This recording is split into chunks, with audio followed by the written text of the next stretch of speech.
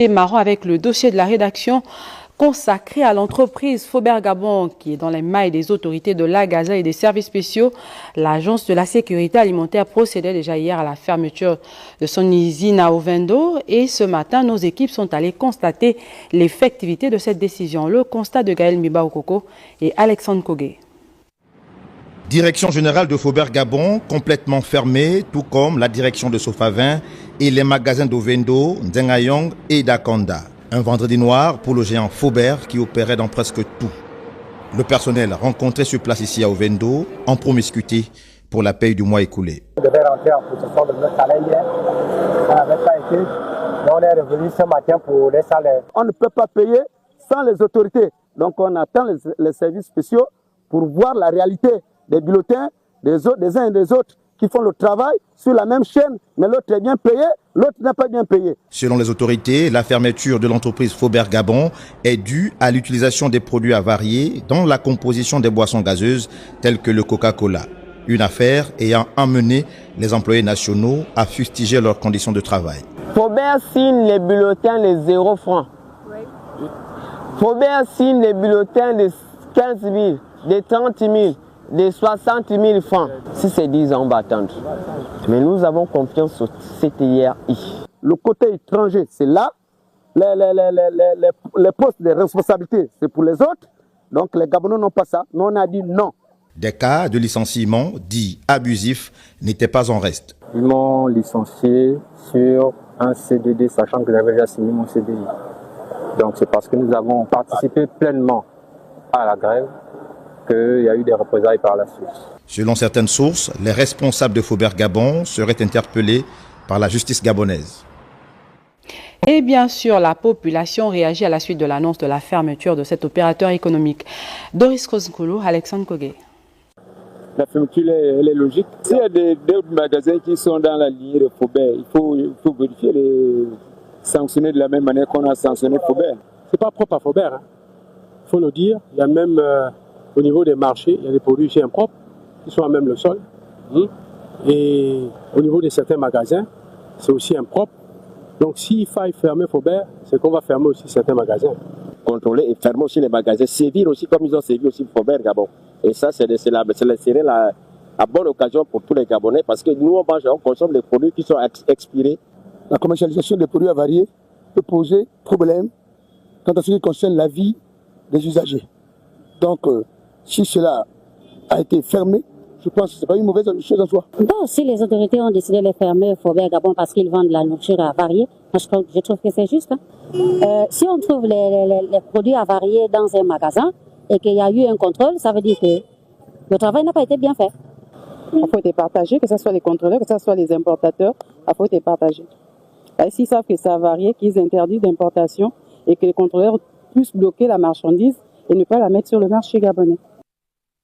Et l'agence gabonaise de la sécurité alimentaire apporte dans ce journal quelques précisions sur ce dossier désormais sur la table des autorités. Écoutons à ce propos le directeur de l'évaluation des risques sanitaires.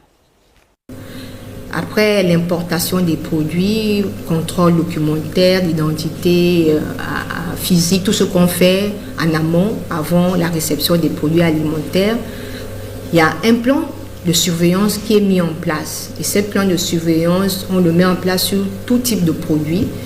Et selon ce plan, pour l'exécuter, il y a les missions qui se font sur le terrain. D'où la présence de l'Agaza sur le terrain et on a décelé ces produits-là. Alors, y a-t-il des mesures supplémentaires que vous allez prendre en dehors de ce que vous faites au quotidien pour essayer de minimiser ce que vous avez constaté hier? On va continuer les investigations. Peut-être il y a encore d'autres produits.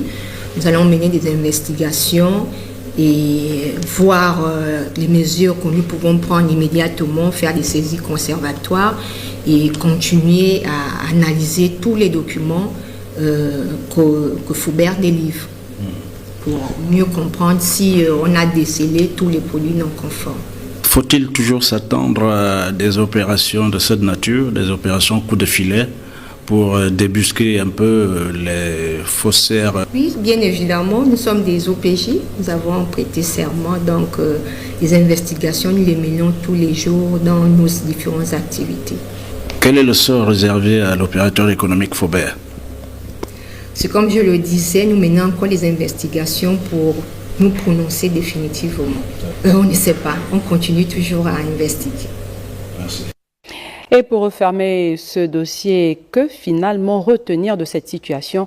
Élément de réponse dans cette analyse de Cabrel Guilain-Lemami et Branly Timba.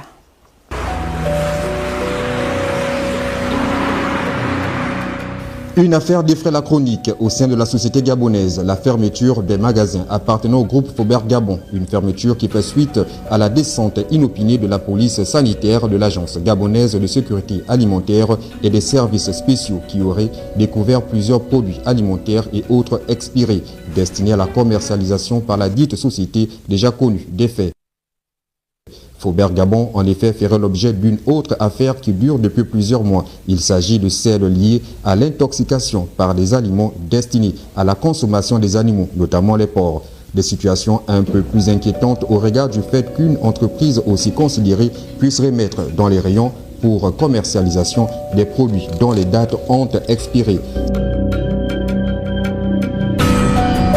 C'est dire combien de fois Faubert Gabon contribue à la menace sur la santé des Gabonais. Cela vient mettre ainsi en lumière la défaillance du système de contrôle alimentaire et soulève des questions sur la responsabilité des entreprises et des autorités gabonaises dans la protection de la santé des populations. Cependant, la société Faubert Gabon serait-elle la seule qui pratiquerait ce genre de tromperie pour maintenir son chiffre d'affaires en hausse et ainsi mettre en péril la santé des honnêtes citoyens? La question vaut son pesant d'or. En effet, il ne se passe pas des jours où de nombreux Gabonais se plaignent de la qualité de produits proposés dans les rayons de certaines surfaces commerciales du Grand Libreville et même de l'intérieur du pays.